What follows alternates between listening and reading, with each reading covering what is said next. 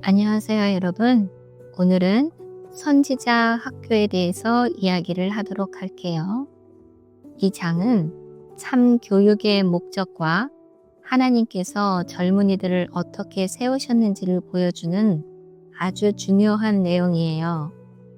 이스라엘은 다른 나라와 달랐습니다. 왕이나 귀족이 아니라 하나님께서 직접 다스리시는 나라였죠. 그분은 친히 율법을 주시고 성막과 예배 제도를 통해 백성을 지도하셨습니다. 하지만 시간이 흐르면서 백성들은 세상의 풍습에 물들었고 신앙이 흔들리곤 했죠. 그래서 하나님은 백성을 올바르게 가르치고 지도할 특별한 기관을 마련하셨는데 그것이 바로 선지자 학교였답니다. 선지자 학교의 가장 큰 목표는 단순히 똑똑한 사람을 만드는 게 아니었어요. 진짜 목적은 사람의 마음속에 하나님의 형상을 회복하는 것이었죠. 성경도 이렇게 말합니다. 너희는 이 세대를 본받지 말고 오직 마음을 새롭게 함으로 변화를 받아 하나님의 선하시고 기뻐하시고 온전하신 뜻이 무엇인지 분별하도록 하라. 로마서 12장 2절 말씀입니다. 선지자 학교는 단순히 글과 지식을 가르치는 곳이 아니라 삶의 모든 영역을 하나님 중심으로 훈련하는 곳이었어요. 그래서 학생들은 하나님의 율법을 존중하고 순종하는 법을 배웠답니다. 이 학교의 교재 중 가장 중요한 것은 성경이었지요. 성경은 단순한 역사책이 아니라 인생의 길을 안내하는 빛이었습니다. 디모데후서 3장 16절 무릇 성경은 하나님의 감동으로 된 것으로 교훈과 책망과 바르게 함과 의로 교육하기에 유익하니 성경은 나라의 흥망성쇠의 원리를 보여주는 최고의 역사책이었어요. 학생들은 성경을 통해 삶의 기준을 세우고 공동체의 미래를 준비했지요. 교사들은 단순한 이론가가 아니라 말씀을 삶으로 나타낸 본보기였어요. 그래서 학생들은 책으로만 배우는 게 아니라 스승의 삶을 통해 참된 신앙을 배웠답니다. 또한 자연은 두 번째 교과서였어요. 들판의 꽃, 푸른 나무, 별빛 가득한 하늘은 모두 하나님의 살아있는 책이었죠. 하늘이 하나님의 영광을 선포하고 궁창이 그의 손으로 하신 일을 나타내는도다. 시편 19편 1절. 학생들은 성막 예배와 제사의 의미를 배우면서 속죄와 구원의 깊은 진리를 체험했어요. 그리고 자연을 바라보며 창조주를 묵상하고 과학을 통해 하나님을 더 깊이 알게 되었습니다. 그들은 인간의 지혜보다 하늘에서 주시는 지혜가 더 귀하다는 것을 배웠지요. 선지자 학교에서는 찬양도 중요한 훈련이었습니다. 그들은 노래를 단순한 오락이 아니라 하나님께 드리는 기도로 여겼어요. 시와 찬미와 신령한 노래들로 서로 화답하며 너희 마음으로 주께 노래하며 찬송하며 에베소서 5장 19절. 찬송과 기도는 학생들의 영혼을 밝히고 힘을 주는 신앙 훈련이었어요. 찬양은 공동체를 하나로 묶어주고 마음을 하나님께 더 가까이 이끌어 주었답니다. 선지자 학교는 단순히 글만 배우는 것이 아니었어요.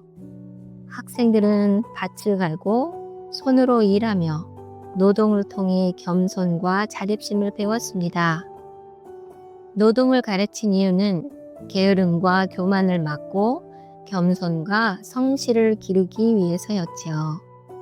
체육 활동도 중요하게 여겨 몸을 튼튼히 하면서도 절제와 훈련을 배웠습니다. 체육 활동은 단순한 운동이 아니라 절제와 인내를 배우는 과정이었어요. 학생들은 낮에는 일을 하고 저녁에는 말씀을 배우며 균형 있는 하루를 보냈습니다. 이 학교에서 강조한 것은 단순한 이익이 아니라 더 높고 거룩한 것들에 마음을 두는 것이었어요.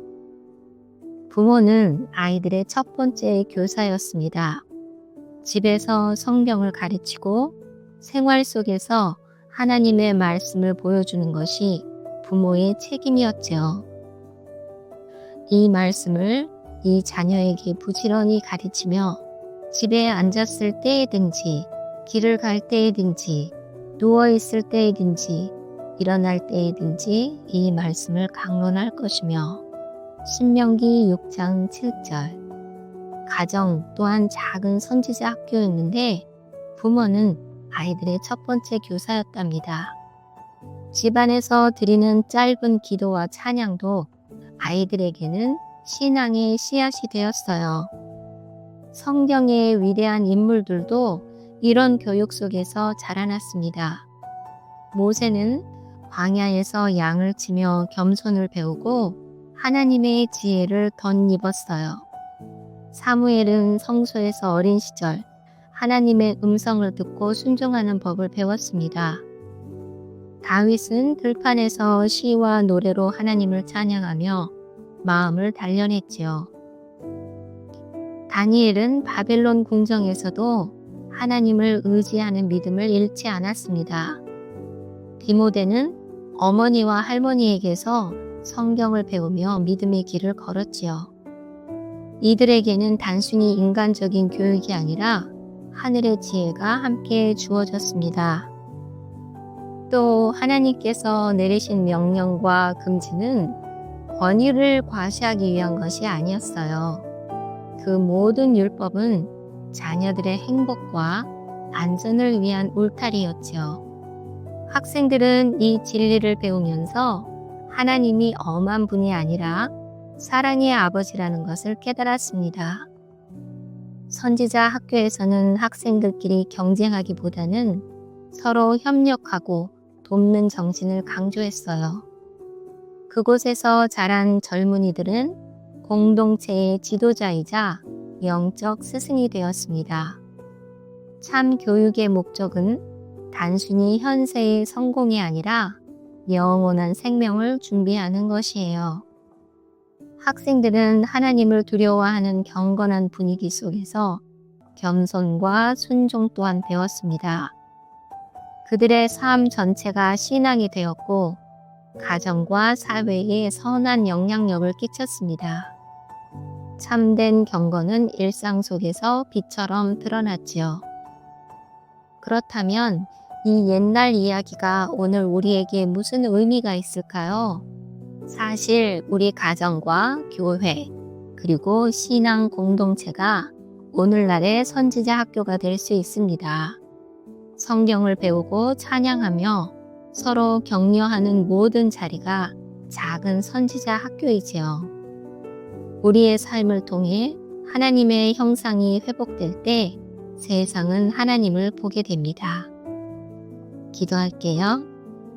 사랑의 하나님, 옛날 선지자 학교를 통해 많은 젊은이들을 세워주신 주님을 찬양합니다.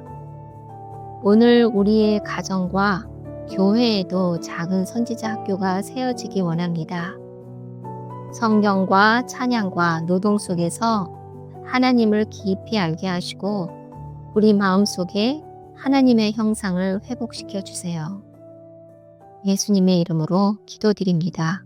아멘.